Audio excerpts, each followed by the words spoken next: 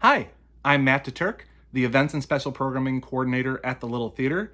Welcome to This Week at the Little, where we tell you what we're up to this week, and where I promised my producers that I would not perform any songs from my upcoming musical adaptation of Tenet.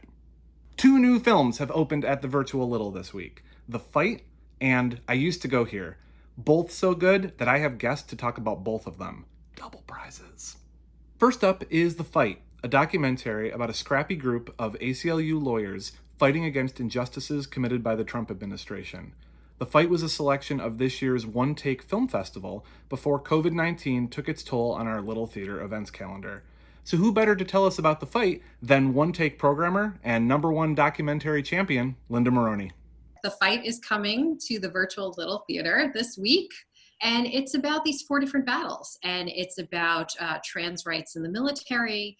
It's about separation of parent and child at the border. It's about the census and the question of citizenship. And it's also about the access to abortion. So it's those four prongs. But it's very much a one take film. It's suspenseful, it's funny, it's unfolding events. When we program One Take, we're very mindful about having different types of documentaries within the platter of films that we show. And so there may be some historical things, there may be some music pieces, there may be some social issues. And this is definitely a film that, as a filmmaker, I think is the most exciting to make, because it's about a story's unfolding in real time. Mm-hmm. And you don't know where that's going to lead you, right? You could fall flat on your face, and be like, oh my God, I wasted all that time and money. Or it could be this amazing moment of going, oh, we really got something here. And these four stories, I think, really capture, part of what our country is going through right now. Mm-hmm. And I'm sad I haven't had a chance to see it yet. So I'm excited to watch it with everyone else. I know. You know. And then I'll also get to listen, because you're going to talk to one of the multiple directors? Yeah, there's three filmmakers behind this film, and they were also behind Weiner, that came out a few years ago, about Anthony Weiner. And it's Elise Steinberg, so we're going to talk to her on Tuesday nights. It's as much about the subject matter and content as it is about filmmaking. If I'm not going to be a civil rights lawyer right now, in this moment, when? The Fight is currently playing at the Virtual Little, and be sure to tune in this Tuesday, August 4th at 7 p.m. for a conversation between Linda and director Elise Steinberg, which will be hosted live on the Little's Facebook page. Next up, I Used to Go Here is an indie comedy about an author returning to her alma mater and weighing the safe comforts of university life against the eye-opening realities of post-college adulthood. The Little's publicist, social media manager, and esteemed popcorn czar, Scott Pukas, is here to weigh in. Scott, how are things there at the absolute, very real Little Theater? Oh, it's amazing. I'm living the dream here. This is not an illusion, as you could tell.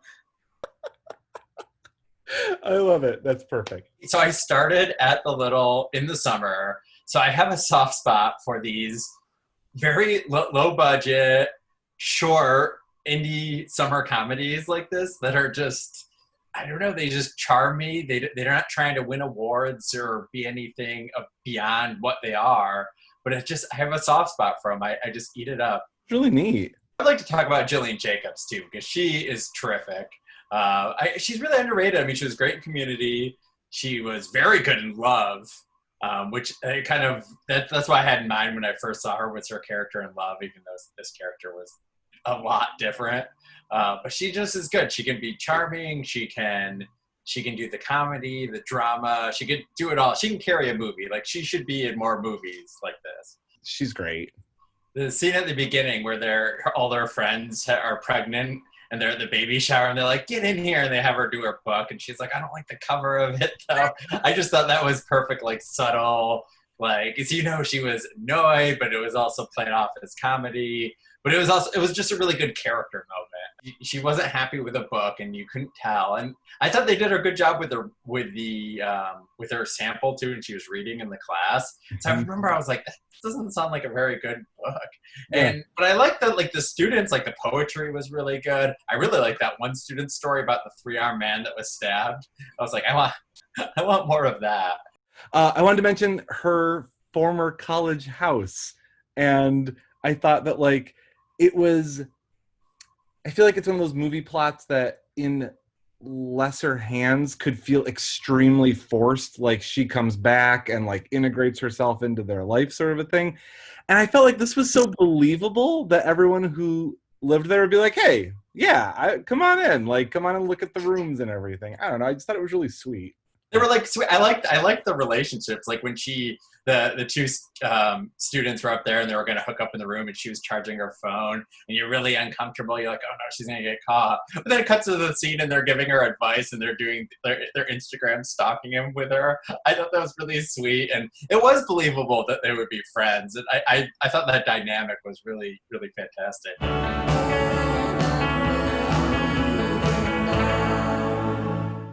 A production of Lonely Island Classics. Check out I Used to Go Here, now playing at the Virtual Little, as well as a whole selection of other awesome films at thelittle.org. But wait, there's more! This Thursday is a special virtual edition of the Rochester Teen Film Festival, a sweet, salubrious staple of our city's summer cinema scene. Please welcome back to talk about it, co-founder and organizer, Linda Maroney. The Rochester Teen Film Festival started in 2009 with Dr. Brian Bailey and myself.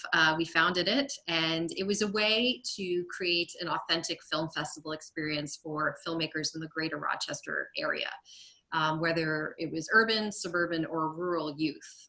But the idea was to give them, films up on a big screen, have their films critiqued by a jury, and it's kind of grown each year. I wear a few hats in this community.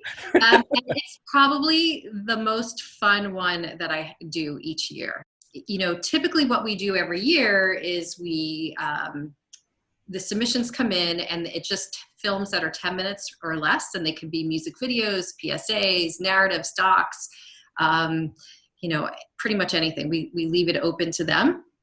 And then we narrow the finalists down to about an hour's worth of programming.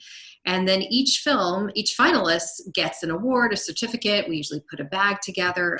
And then we've grown our awards, and we have the Best of Festival, the Philip Seymour Hoffman Award, and we have a Social Issue Award named for Marilyn O'Connor, and we have a really special animation award that we do every year.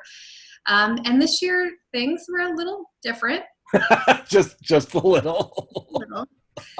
So we didn't really want to skip a year, but we just know how difficult and challenging it was for students to work remotely, and they weren't supposed to get together to work on films, and a lot of this, as you know, as a youth filmmaker, is getting together with your buddies and making Absolutely. a movie, right? Totally. So what we decided to do was the submissions that we received this year are all going to move to next year. Sweet. And then considered for next year's, even if they age out, even if they, age out of the program, that they'll be considered for next year. And this year we put together sort of a best of festival from 2011 to 2019.